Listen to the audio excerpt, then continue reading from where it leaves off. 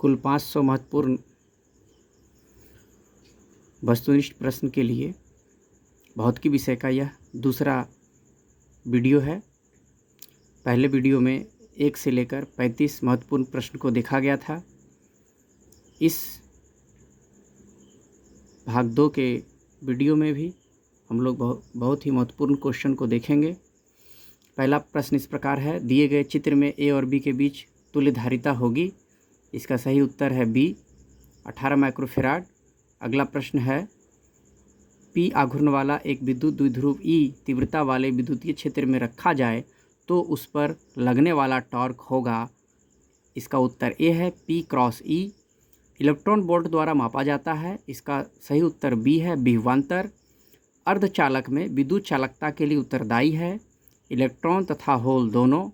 इसका उत्तर बी है। अगला प्रश्न है, 3 बिंदुओं 4 स्मॉल क्यू, कैपिटल क्यू तथा स्मॉल क्यू एक सरल रेखा पर क्रमशः 0, 1/2 तथा 1 दूरी पर रखे हैं।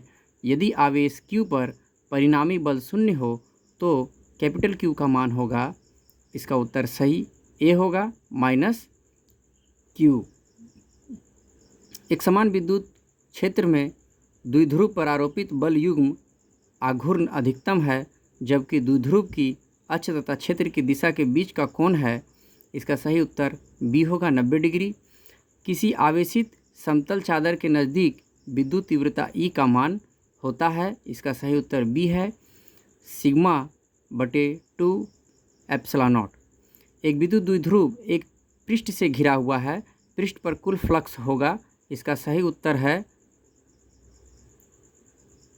उत्तर बी 0 होगा। अगला प्रश्न है, साबुन के एक बुलबुले को जब आवेशित किया जाता है तो उसकी त्रिज्या बढ़ती है। इसका सही उत्तर ए है। अगला प्रश्न है, एक सरल रेखा पर बराबर दूरी पर स्थित 3 बिंदुओं पर क्रमशः 3Q + Q और कैपिटल Q आवेश रखे जाते हैं। अगर +Q पर कुल परिणामी बल 0 हो तो Q का मान होगा। इसका सही उत्तर ए है, +3Q। एक छोटे विद्युतीय द्विध्रुव के अक्ष पर 2r दूरी पर विद्युतीय क्षेत्र E1 हो तो द्विध्रुव के लंबवत मध्याह्न रेखा पर 2r दूरी पर क्षेत्र की तीव्रता E2 हो तो E2 का वैल्यू होगा -E1/16। अगला प्रश्न है, 2 विद्युत क्षेत्र रेखा एक दूसरे को किस कोण पर काटती है? तो इसका सही उत्तर है डी, नहीं काटती है। अगला प्रश्न है, किसी आवेशित खोखले गोलाकार चालक के भीतर विद्युतीय तीव्रता का मान होता है। इसका सही उत्तर है 0, सी। अगला प्रश्न है, 3 संधारित्र जिसमें प्रत्येक की धारिता C है, श्रेणी क्रम में जोड़े गए हैं, परिणामी धारिता का मान होगा। सही उत्तर सी है, C/3। अगला प्रश्न है, 2 सेलों को जिनके विद्युत वाहक बल E1 तथा E2 तथा आंतरिक प्रतिरोध R1 और R2 है, समानांतर क्रम में जोड़ा गया है। इसका समतुल्य विद्युत वाहक बल होगा। इसका सही उत्तर बी है। अगला प्रश्न है, आवेश का SI मात्रक होता है। इसका सही उत्तर डी, कूलम है। अगला प्रश्न है, स्थिर विद्युत आवेशों के बीच लगता बल किस नियम से दिया जाता है? इसका सही उत्तर है सी, कूलम का नियम। अगला प्रश्न, एक शीशे की छड़ को हवा संधारित्र के 2 पहियों के बीच घुमाया जाए तो इसकी धारिता होगी। इसका सही उत्तर ए, बढ़ेगी। अगला प्रश्न है, 1 कूलम आवेश बराबर कितना ESU होता है? इसका सही उत्तर ए है, 3 × 10⁹ ESU। अगला प्रश्न है, स्थिर विद्युतीय क्षेत्र डैश होता है। इसका सही उत्तर है संरक्षी होता है। स्थिर विद्युतीय क्षेत्र संरक्षी होता है। अगला प्रश्न है, समानांतर प्लेट संधारित्र के प्लेटों के बीच परावैद्युत पदार्थ डालने पर संधारित्र की धारिता पर क्या प्रभाव पड़ता है? इसका सही उत्तर ए है, बढ़ती है। अगला प्रश्न है, एक समानांतर प्लेट संधारित्र की प्लेटों के बीच अब्रक की एक पतली प्लेट रख देने पर उसकी धारिता पर क्या प्रभाव पड़ता है? उसकी धारिता बढ़ती है।